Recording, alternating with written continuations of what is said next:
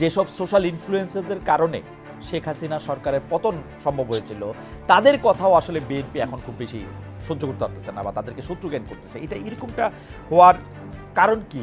এই দুইটাই যদি একটু বলতেন, যে ৭০ অনুচ্ছেদ সংস্কার এবং বিএনপির মধ্যে কিছু অসহিষ্ণুতা দেখা দিচ্ছে কিনা। যেহেতু বিএনপি পাওয়ারে আসবে এটা বুঝাই যাচ্ছে, আপনারাও যেহেতু বুঝতে পারছেন, সেজন্য আমাদেরকে চোখ রাঙানির উপরেই রাখছেন কিনা। না, একদমই না। ৭০ অনুচ্ছেদের কথা কিন্তু বর্তমান বাংলাদেশের রাজনৈতিক প্রেক্ষাপটে সবার আগে বিএনপি বলেছিল, এবং আমরা সেই ভিশন 2030 থেকে কিন্তু এগুলো নিয়ে কাজ করছি। সেখানে বলা হয়েছিল যে ৭০ অনুচ্ছেদের সংশোধনের কথা বিবেচনার মাধ্যমে আমরা নিশ্চিত করতে চাই যে সংসদে একজন সংসদ সদস্য ওনার দলের বাইরে গিয়েও ব্যক্তিগত মতামত দিতে পারবেন, ভোট দিতে পারবেন, শুধুমাত্র সরকারের জন্য বা দেশের জন্য খুব সেন্সিটিভ দুই একটা বিষয় ছাড়া, যেমন আস্থা বিল, অর্থ বিল কিংবা দেশের নিরাপত্তার সাথে জড়িত কোনো বিষয় যদি থাকে। তো এর মাধ্যমে আমরা নিশ্চিত করতে চাই যে কোনো সংসদ সদস্য ওনাদের দলীয় আদর্শের বাইরে গিয়েও ওনাদের একটা ইন্ডিপেন্ডেন্ট ভিউজ দিতে পারেন, যেটা ওনাদের কনস্টিটিউয়েন্সি বা ভোটারদেরকে রিপ্রেজেন্ট করে। এটাও কিন্তু আমাদের ইনহেরেন্ট যে চেকস এন্ড ব্যালেন্সেস আমরা এস্টাবলিশ করতে চাই রাজনৈতিক প্রক্রিয়াতে, গণতান্ত্রিক সরকার কাঠামোতে, তারই একটা অংশ। অসহিষ্ণুতার কথা আপনার যেটা প্রশ্ন করেছেন, আমরা আসলে জানি না বিএনপির কথা কেন বলছেন। আমরা তো অনেক বড় দল, ৬০ লাখ, যে দলের নেতাকর্মী শুধু মিথ্যা মামলারই শিকার হন, সেখানে বিচ্ছিন্নভাবে হয়তো দুইজন বা একজন কোনো প্রতিক্রিয়া দেখাতে পারেন। একটা সুবিশাল অংশ কখনোই কোনো প্রতিক্রিয়া দেন নাই। আমাদের নেতা, বিএনপি ভারপ্রাপ্ত চেয়ারম্যান জনাব তারেক রহমান সমগ্র বাংলাদেশের ঐক্যের প্রতীক হিসেবে ৫ই আগস্টের পর পর্যন্ত একবারের জন্য কোনো প্রতিহিংসামূলক, জিনহিংসামূলক কোনো বক্তব্য বলেন নাই। আমি আমার ব্যক্তিগত অবস্থান থেকে বলতে পারি, কারো ব্যাপারে আমি কখনো নেতিবাচক বক্তব্য দিইনি। আমাদের দলের 99.999% ক্ষেত্রে তাই প্রযোজ্য। এখন বিচ্ছিন্নভাবে যদি একজন বা দুইজনকে হাইলাইট করা হয়, আমার মনে হয় এটা কিছুটা অবিচারই করা হয় আমাদের মতো এত বড় একটা দলের জন্য। আর সংস্কারের ক্ষেত্রে আপনার একটা ব্রড কোশ্চেন ছিল যে সংস্কার বলতে আমরা কি বুঝি, সেটাও কিন্তু একটু ডেফিনেশন করা প্রয়োজন। সংস্কার বলতে আমরা বুঝি সময়ের প্রয়োজনে, সমাজের প্রয়োজনে, একটা দেশের মানুষের সমস্যা সমাধানের জন্য, ভাগ্যের পরিবর্তনের জন্য যা কিছু কর্মসূচি, যা কিছু পরিবর্তন, তাই কিন্তু সংস্কার। বাংলাদেশের ইতিহাসে যদি আমরা দেখি, সবচাইতে বড় বড় যে সংস্কারগুলো করা হয়েছিল, এর প্রত্যেকটাই ট্র্যাক রেকর্ড অনুযায়ী যাচাই করলে দেখা যায় বিএনপি নির্বাচিত সরকার দ্বারা করা হয়েছিল। আমরা যদি আরেকটু ঐতিহাসিক ভিত্তি দেখি সংস্কারের, বাংলাদেশের ইতিহাসের কিন্তু সংস্কারের জনক ছিলেন শহীদ প্রেসিডেন্ট জিয়াউর রহমান। তিনি বাকশাল পরবর্তী একটা বাংলাদেশ পেয়েছিলেন, যেখানে আমাদের নতজানু পররাষ্ট্রনীতি ছিল।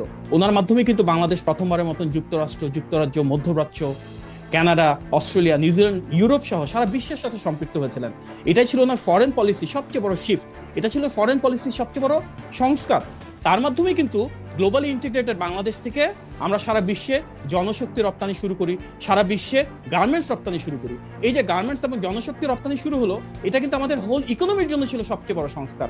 আমরা খাল খনন কর্মসূচির কথা চিন্তা করি, আমাদের নারীদের জন্য আলাদা মন্ত্রণালয়, যুবকদের জন্য আলাদা মন্ত্রণালয়, নারীদের সরকারি কর্মসূচিতে অংশগ্রহণ, সরকারি চাকরিতে অংশগ্রহণ, মানে পুলিশে অংশগ্রহণ। আমি একটু বলি ভাই, ডক্টর আমিন, আপনি তো এইগুলি বললে তো মনে করেন আপনি বলেই যেতে পারবেন, কিন্তু ঘটনা হচ্ছে যে আমি আসলে ঠিক কনটেক্সটটা বুঝতে পারছি না। বিএনপি অনেক ভালো কাজ করছে, এটা আমি ধরে নিই, আমি একদম একমত।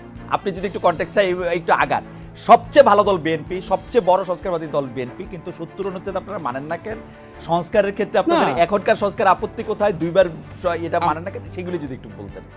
সেটাই বলছি যে এই প্রত্যেকটা সংস্কার কাজ, এমনকি দেশনেত্রী বেগম খালেদা জিয়ার সময় বাংলাদেশের সবচেয়ে বেশি ডিরেগুলেশন হয়েছিল, প্রাইভেটাইজেশন হয়েছিল, ইকোনমিক লিবারালাইজেশন হয়েছিল। এই সংস্কার কাজগুলো কেন সফল হয়েছিল? কারণ এই প্রত্যেকটা সংস্কার কাজ জনগণের ম্যান্ডেট নিয়ে নির্বাচিত সরকার করেছিল। তো বাংলাদেশের ইতিহাসে বড় বড় সংস্কারগুলো বিএনপি করতে পেরেছিল কারণ জনগণের সম্পৃক্ততা ছিল, জনগণের সমর্থন ছিল। আমরা যখনই সংস্কার এবং নির্বাচনকে মুখোমুখি দাঁড় করাবো, এটা কিন্তু উদ্দেশ্য প্রণোদিত। সংস্কার এবং নির্বাচন দুটোই চলমান প্রক্রিয়া, এটা কোনোটার সাথে কোনোটা সাংঘর্ষিক না, সম্পর্ক একটা জায়গায়। সেটা হচ্ছে একটা নির্বাচিত সরকার জনগণের দ্বারা ক্ষমতায়িত হয়ে জনগণের ম্যান্ডেট নিয়ে সেই সংস্কারগুলো বাস্তবায়ন করবে। আমাদের ইতিহাস এবং ঐতিহ্যের কথা এ কারণেই বলছি, আজকে আমরা যে বাংলাদেশে আছি, স্বাধীনতা, সার্বভৌমত্ব, জাতীয়তাবাদ, এর প্রত্যেকটার ভিত্তি কিন্তু বিএনপি জনসম্পৃক্ত পূর্ববর্তী সরকার দ্বারা প্রতিষ্ঠিত হয়েছিল। সেই ধারাবাহিকতায় আজকের বাংলাদেশেও আমরা মনে করি সংস্কারের প্রধান প্রস্তাবক আমরা। আপনি আর্টিকেল 70 কথা বলছেন, মানে আপনারা প্রস্তাবক, আপনারা এসেই করবেন, অন্য কেউ করলে আপনারা মানবেন না, তাই তো? জনগণ মানে কি? বিএনপি তো জনগণ। এখন যদি এনসিপি মানে, জামাত ইসলামী মানে, বিএনপি তো জনগণ, আর আওয়ামী লীগ বাদ রইল। আওয়ামী লীগের তো আমরা নিচ্ছি না খেলায়। আমরা যারাই জনগণের ভোটে নির্বাচিত হয়ে আসবেন, আমরা শতভাগ সমর্থন তাদেরকে দিব। তবে অবশ্যই জনগণের ভোটে নির্বাচিত হয়েছে, মানে তার আগে জনগণের ভোটের আগে আপনারা এটা মানবেন না, তাই তো? না, মানবো না কথাটা তা না, মানবো না কেন? ওনারা তো মানবেন না অলরেডি তো, সংস্কারের বলতেছেন তো, প্রস্তাব বলতেছেন তো মানবেন না।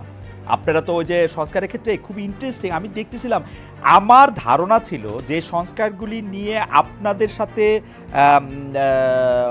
এনসিপির, ধরেন এনসিপির সাথে আপনাদের বা জামাতের সাথে আপনাদের যেগুলি নিয়ে আপনাদের মতদ্বৈত হচ্ছে, আপনাদের 31 দফা পরে আমার ধারণা ছিল যে এইগুলির ব্যাপারে আপনারা আরো বেশি করে রাজি হবেন। জীবনে 2বারে বেশি প্রধানমন্ত্রী না হওয়া, রাষ্ট্রপতি প্রধানমন্ত্রী সংসদের ব্যাপার 4 বছর নির্ধারণের সুপারিশ করা, উচ্চকক্ষের 100 সদস্য নির্বাচিত হবেন মানে দলগুলির সারা দেশের প্রাপ্ত ভোটের অনুপাতে, এইটার মানে নারী প্রার্থী নির্বাচনের ক্ষেত্রে এটার মধ্যে আবার আপত্তি আছে, নারী প্রার্থীর ক্ষেত্রে শুধু নারী প্রার্থী দিতে হবে, এই মানে ডাইরেক্ট ভোটের ক্ষেত্রে এটা আমি আপত্তি করতেই পারি। কিন্তু এই যে ফান্ডামেন্টাল কয়েকটা জিনিস 70 অনুচ্ছেদ, এগুলির ব্যাপারে আপনারা মানে আপত্তি জানাবেন, এটা আমরা মানে আমি 31 দফা পইরা এটা বুঝি নাই। খালেদ ভাই, আপনার মনে হয় কিছুটা অপব্যাখ্যা বা অজ্ঞতা, আমি জানি না, আমি সরি টু সে। আচ্ছা, না মনে অপব্যাখ্যা দিতেছি, মনে আপনি সুন্দর ব্যাখ্যা দেন। দ্বিমত নাই ভাই, দ্বিমত নাই ভাই। আমরাই তো প্রথম বলেছিলাম হয়তো পদ্ধতিগতভাবে কিছুটা ভিন্নতা আছে। এই ভিন্নতা মানে আমরা চাচ্ছি জিনিসটা কিন্তু তা না, কারণ আমাদের যে 31 দফা আজকে বাংলাদেশে প্রতিটি প্রস্তাবনা সে 31 দফা থেকে কিন্তু অনুসারিত হয়েছে, তার উপর ভিত্তি করে করা হয়েছে। হতে পারে এখানে মেথডিক্যাল কিছু মাইনর ডিফারেন্স রয়েছে, কারণ আমরা সেভাবে প্রস্তাবনাগুলো দিয়েছি যেটা টেকসই হয়, যেটা সত্যিকার অর্থে বাস্তবতা সমৃদ্ধ হয়। এমন কোনো কিছু কিন্তু রাষ্ট্র পরিচালনা হওয়া উচিত না যেটা পৃথিবীর কোথাও হয় নাই, যেটা চেক অ্যান্ড ব্যালেন্সে ট্রায়াল হবে। একটা দেশের রাষ্ট্র পরিচালনা নিয়ে কিন্তু ট্রায়াল অ্যান্ড এরর করা ঠিক না। সেক্ষেত্রে আমাদের ভ্যালিডেশন প্রয়োজন, সেক্ষেত্রে আমাদের স্থায়ী যে প্রসেসগুলো রয়েছে সেগুলো প্রয়োজন। বিশ্বের কোনো দেশে যেটা হয় নাই, এই ধরনের একটা স্ট্রাকচার যদি বাংলাদেশে প্রপোজ করা হয়, তার কার্যকারিতা কতটা হবে সেটা বাস্তবতা বিবর্জিত হতে পারে। এই কারণেই কিন্তু আমরা চাই সংস্কারের সাথে গুরুত্বপূর্ণ একটা জিনিস, এটা বাস্তবতা সম্পন্ন হতে হবে, এটা টেকসই হতে হবে, এবং অবশ্যই এটা জনগণের ম্যান্ডেটের মাধ্যমে আসতে হবে। ওকে, এমনিতে আমার মনে হয় যে আপনার বক্তব্য পরিষ্কার, কারণ আমি যতবারই বলি আপনি আপনার বক্তব্যে একদমই মানে মানে আপনার বক্তব্যের পক্ষে আপনি যুক্তি দিচ্ছেন যে আসলে এটা বাস্তবতা বিবর্জিত কিনা। কিন্তু আমি এক লাইন, বেশি না ডক্টর, আমি না এক লাইনের মানে 1 মিনিটে আমি আসলে একটু বুঝতে চাই যে এই যে ধরেন আপনাদের 31 দফায় ছিল পরপর 2 টার্মের অতিরিক্ত কেউ প্রধানমন্ত্রীর দায়িত্ব পালন করতে পারবেন না, পরপর 2 টার্মের অতিরিক্ত। মূল যে সংস্কারের প্রস্তাবে আমার স্যার প্রফেসর আলী রিয়াজ যেটা বলতেছেন সেটা আমি এক লাইনে আনলে জীবনে 2বারের বেশি প্রধানমন্ত্রী হতে পারবেন না। আপনি এই 2টার মধ্যে মানে সম্ভাব্য অসম্ভাব্যতার বিবেচনায় মানে একটু আমাদের বলবেন যে এটা কি আসলে পার্থক্যটা কি? আমি ডক্টর আমিন আপনাকে বলি, আমি 31 দফা পইরাও কিন্তু আমার কাছে মনে হয়েছিল যে বিএনপি চায় 2 টার্মের বেশি কেউ প্রধানমন্ত্রী থাকবেন। এই পরপরটা আমি খেয়ালই করি নাই আসলে। পরপর আপনারা যখন বলছেন যে এটা মানি না, তখন আমি খেয়াল করছি যে আরে বিএনপি তো মানে না। আমরা মানি না বলি, আমরা বলছি যে এই সিদ্ধান্তটা জনগণের, কারণ একটা গণতান্ত্রিক ব্যবস্থা মানে কি, গণতান্ত্রিক ব্যবস্থা হচ্ছে জনগণের কাছে ছেড়ে দিতে হবে। যেটা আমি বলছিলাম পৃথিবী আপনার লোক আমি পারবো না, ইউ আর টু স্মার্ট। আমি রনে ভঙ্গ দিলাম যে আপনি ওই কথাই আপনি বলতেছেন যে জনগণ, আচ্ছা ঠিক আছে বুঝছি না। দেখুন ভাই, একটা গণতন্ত্রের সংজ্ঞা কি? গণতন্ত্রের সংজ্ঞা হচ্ছে দেশের মানুষের উপর সিদ্ধান্তভার ছেড়ে দিতে হবে, ওনারা কি চান। আমরা প্রথমবারের মতো বাংলাদেশে সেই 2012 সালে, আমি আমার একটা ব্যক্তিগত অভিজ্ঞতা বলতে পারি, 2012 সালে আমাদের তখন সিনিয়র ভাইস চেয়ারম্যান ছিলেন জনাব তারেক রহমান, লন্ডনে আমাকে বলেছিলেন যে ইউকেতে যে দেশের ব্যবস্থা আমরা দেখছি, এখানে তো সিস্টেম থাকার পরও যে কেউ 3 বার 4 বার 5 বার প্রাইম মিনিস্টার হতে পারে, কিন্তু হয় না, 2বারের বেশি কেউ ইচ্ছা করে হয় না। আমরা বাংলাদেশে এই কালচারটাকে ডেভেলপ করতে পারি না। আমি আপনাকে লিখে দিতে পারি, বাংলাদেশের মূলধারা রাজনৈতিক দলগুলোর ভিতর সবার আগে শীর্ষ নেতা হিসেবে কিন্তু উনিই সেই চেষ্টা করেছিলেন, ওনার ঔদার্য ছিল।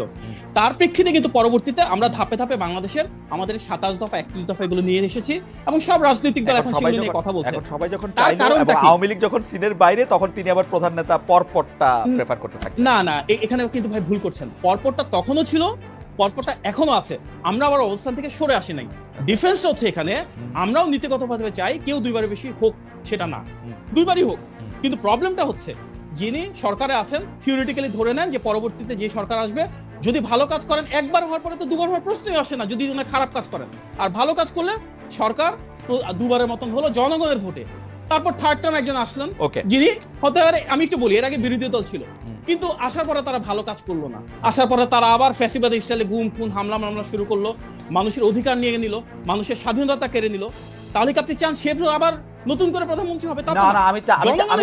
আমি চাই না তো, কারণ বিএনপিতে তো একটা লোকই নাই, আরেকটা বিএনপির লোকই প্রধানমন্ত্রী হবে আইসা। আমি হ্যাঁ, বুঝলাম হতে না, পারে। এটা তো বলা হয় না আমাকে- যে এক পর পর দুইবার এক দল হইতে পারবে না, এটা না, তো আমরা বলা কি- নাই। আমরা কি- বিএনপি আমরা তো কি একজন কখনো- লোক নাই, বিএনপি তো হাজার হাজার লোক আছে। না, এই যে তার মানে কি, তার মানে আপনারা সংস্কারের আর্গুমেন্টটা করছেন নেক্সট গভর্নমেন্ট ধরে, যে নেক্সট গভর্নমেন্ট বিএনপি হবে, বিএনপি কে আটকাও, এই কালচার। না না, এটা বিএনপি আটকানো আমরা না তো, সংবিধান- বিএনপি আটকানো না। ডক্টর মাহাদি, আপনি ভুল বুঝতেছেন। বিএনপি 50 বছর ক্ষমতায় থাক, 10 না, জন বিএনপি তো 50 আলাদা বছর আলাদা, থাকতে 10 চায় না। জন আলাদা আলাদা লোক থাক, এটা আমার চাওয়া। এবং মাহাদিও এর মধ্যে প্রধানমন্ত্রী হোক, এটা চাওয়া আমার। হ্যাঁ, বিএনপি তো একবারও ক্ষমতা থাকতে চায় না যদি জনগণের ভোট না হয়। জনগণের আপনি ভোট সেটা জনগণের নিয়েই উপর তো, ছেড়ে দেন। জনগণের ভোট ছাড়া না তো। জনগণ- আচ্ছা ঠিক আছে, আমি বুঝছি এই- বুঝছি। আপনি এটা খুব ভালো বলছেন, জনগণের উপর এটা ছাড়তে হবে। আমি একটু ডক্টর আমি যে